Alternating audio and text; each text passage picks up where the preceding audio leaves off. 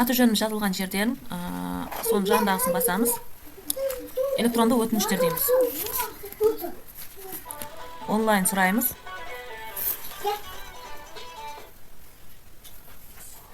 Құру дейміз. Таныстым дейміз.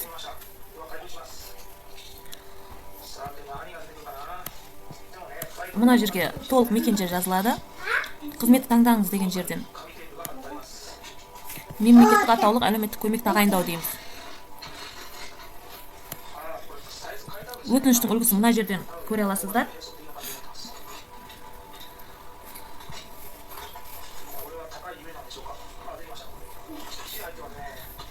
Мына жерге аймақты таңдайсыздар.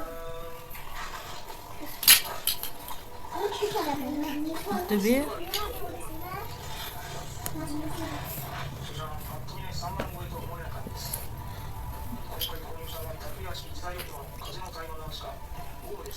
Аппарат, аудан әкімінің аппаратын таңдайсыздар. Мына жерге қысқаша мазмұнын жазасыздар. Айспаға тапсыру керектігі туралы. Мұнда жаңағы жеке куәлік, балдардың метіркесін, өтінішті, күйеуінің жеке куәлігі, сосын Халық банктен шоттың қағазын обязательно қосып саласыздар. Сосын жіберу дегенді басасыздар.